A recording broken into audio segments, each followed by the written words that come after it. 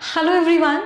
बहुत दिनों से आपकी एक क्वेरी आ रही थी कि मैम वोकैबुलरी को कैसे इम्प्रूव करना है, वोकैबुलरी को स्ट्रॉन्ग कैसे बनाना है, वोकैब प्रोडिजी कैसे पढ़नी है।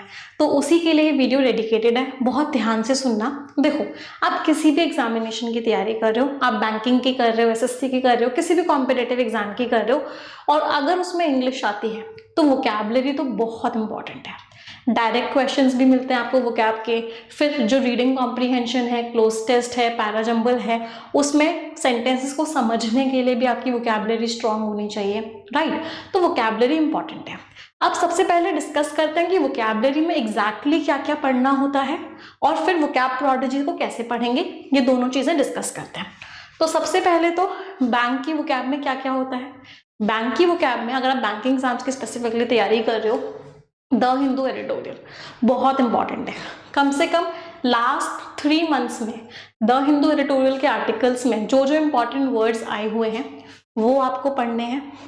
दूसरी चीज, रूट वर्ड्स। हमारे टोटल 220 रूट वर्ड्स हैं, और उन 220 रूट वर्ड से लगभग 3000 वर्ड्स डेराइव होते हैं।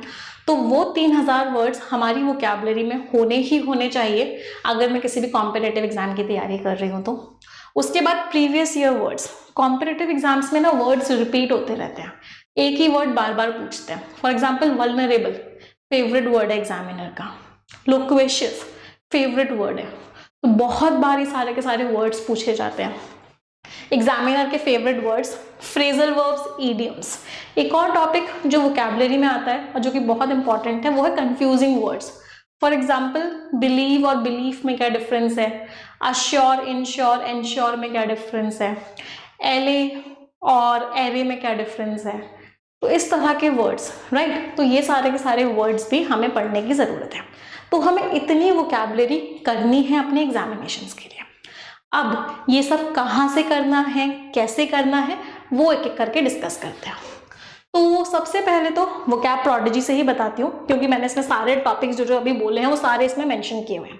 सबसे पहली चीज, जैसा कि मैंने आपको बोला, रूट वर्ड्स, और उन रूट वर्ड्स से डिराइव हुए 3000 वर्ड्स, वो इस बुक में चैप्टर नंबर 1 और चैप्टर नंबर 2 में दिया हुआ है।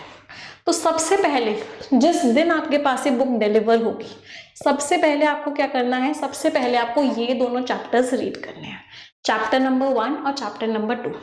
इससे क्या होगा, वो वर्ड्स जो बार बार एग्जाम्स में पूछे जा रहे हैं, जो बेसिक 3000 वर्ड्स हैं, वो आपकी वोकैबुलरी में ऐड हो जाएंगे।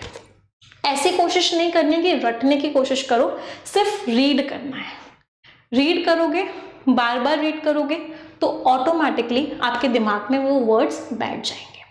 उसके बाद क्या करना है, उसके बाद आपका तीसरा चैप्टर, जो कि अभी मैंने बोला था कि द हिंदू एडिटोरियल के वर्ड्स करने हैं, तो हमने द हिंदू एडिटोरियल के सारे इंपॉर्टेंट वर्ड्स का एक कंपाइलेशन भी दिया हुआ है चैप्टर नंबर 3 में।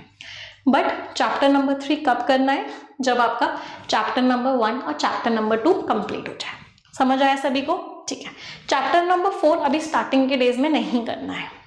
इसके बाद चैप्टर नंबर 5 जो है वन वर्ड सब्स्टिट्यूशन, वो एसएससी एग्जामिनेशंस के लिए ज्यादा रेलेवेंट होता है, बैंकिंग में उतना नहीं पूछा जाता। तो स्टार्टिंग में आपको चैप्टर नंबर 5 भी नहीं करना है। चैप्टर नंबर 6 भी स्पेलिंग क्वेश्चंस बहुत ज्यादा नहीं आते हैं बैंकिंग में, तो चैप्टर नंबर 6 को भी आप स्किप कर सकते हो। आते हैं चैप्टर नंबर 7 फॉरेन वर्ड्स पे, ये भी मैं बताऊंगी कब करना है। हाँ, चैप्टर नंबर 8 पे स्टार मार्क करेंगे। Chapter number 8 is also very important. तो हमें क्या करना है, प्रीवियस ईयर वर्ड्स। कोशिश करनी है कि जिस दिन आपको ये बुक डिलीवर हो, आप बाकी चैप्टर्स तो पढ़ ही रहे हो, चैप्टर नंबर 1 पढ़ रहे हो रोज थोड़ा थोड़ा, चैप्टर नंबर 2 पढ़ रहे हो, चैप्टर नंबर 3 पढ़ रहे हो, बट साथ ही साथ आपको 20 से 25 क्वेश्चंस इसके भी रोज ट्राई करने हैं। प्रीवियस ईयर क्वेश्चंस रिपीट बहुत बार हुए हैं, आप बार बार ट्राई करोगे, खुद सॉल्व करोगे, फिर आंसर मैच करोगे, तो क्या होगा तो क्या होगा, आपको ये वर्ड्स याद होते हुए चलेंगे। तो चैप्टर नंबर 8 से 20 से 25 क्वेश्चंस आपको रेगुलरली करने हैं। इसके बाद चैप्टर नंबर 9 to 12 में इस बुक के आपको 43 प्रैक्टिस सेट्स दिए हुए हैं। हर प्रैक्टिस सेट में लगभग 10 से 15 या 20 क्वेश्चंस हैं।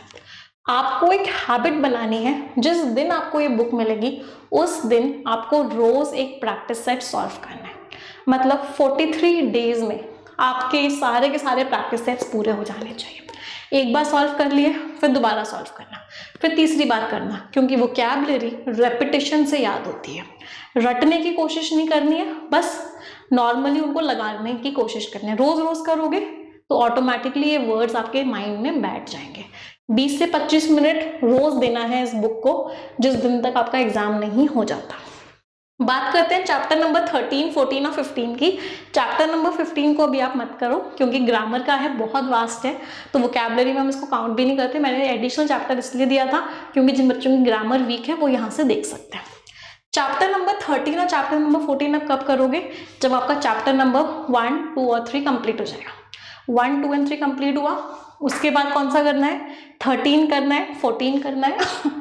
उसके बाद आपको 16, 17 और 19 बैंक वाले बच्चे स्किप कर सकते हैं, क्योंकि वन वर्ड सब्स्टिट्यूशन का नहीं आता। उसके बाद आपको 16, 17 और 18 को पढ़ना स्टार्ट करना है। ये कौन से वर्ड्स हैं? ये एग्जामिनर के फेवरेट वर्ड्स हैं। ये वर्ड्स बार बार एग्जाम में पूछे जाते हैं। तो अब अगर मैं पूरा का पूरा मेथड समराइज करूं तो सबसे पहला स्टेप क्या है? सबसे पहला स्टेप है 1, 2, 3 चैप्टर, ये तीनों चैप्टर्स, साथ के साथ 1 प्रैक्टिस सेट एवरी डे, साथ के साथ 20 से 25 क्वेश्चंस प्रीवियस ईयर के रोज। इन तीनों चैप्टर्स के कंप्लीट होने के बाद चैप्टर नंबर 4, 13 और 16, इन तीनों चैप्टर, इसके साथ प्रीवियस ईयर क्वेश्चंस 50-50 रोज। इसके बाद जब ये तीनों चैप्टर्स भी कंप्लीट हो जाएंगे, उसके बाद चैप्टर नंबर 14, 17 और 18। इस तरीके से आपका पूरा का पूरा फ्लो जाएगा।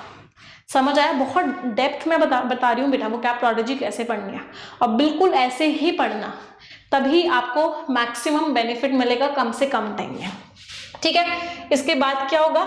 रिमेनिंग चैप्टर्स जो आपके बच गए हैं वो आप पढ़ सकते हो, वो इतने इंपॉर्टेंट नहीं है, उनको स्किप भी कर सकते हो। बट ये वाले जो चैप्टर्स हैं, इससे पिछले वाले जो चैप्टर्स हैं, वो आपके चैप्टर्स क्या थे? वो आपके चैप्टर्स सबसे ज्यादा इंपॉर्टेंट थे। समझ आया वोकैबुलरी कैसे पढ़नी है? अब मैं क्या एक्सपेक्ट कर सकती हूँ कि आप लोग रेगुलरली वोकैबुलरी को पढ़ोगे। इस बात की गारंटी मैं ले सकती हूँ कि अगर आप इसको 20 से 25 मिनट रोज पढ़ोगे और इसी मेथड से पढ़ोगे तो वोकैबुलरी का एक क्वेश्चन कहीं नहीं जाने वाला, एक नंबर कहीं नहीं जाने वाला। बट इसको पढ़ना पड़ेगा, और इसको ऐसे मत पढ़ना कि रट रहे हो, एक नॉवल की तरह पढ़ो, इंजॉय करते हुए पढ़ो, सॉल्व करते हुए पढ़ो, अपने आप को चेक करने के लिए पढ़ो, बहुत मजा आएगा। You will enjoy it a lot. तो मुझे कमेंट में जरूर बताना कि कितने लोग हैं जो अब वोकैबुलरी की तैयारी ऐसे करने वाले हैं। जिन लोगों के पास बुक नहीं है उन लोगों को मैं इस चैनल पे शॉर्ट्स बना के वोकैबुलरी पढ़ाऊंगी। मेरा फोकस रहेगा कि कम से कम मैं उन बच्चों को जिस बुक का चैप्टर नंबर 1 और चैप्टर नंबर 2 तो पढ़ा ही दूं, जो कि बहुत बहुत इंपॉर्टेंट है, क्योंकि वो 3000 वर्ड्स आपकी वोकैब में होने ही होने चाहिए। चलो, ऑल द बेस्ट एवरीवन।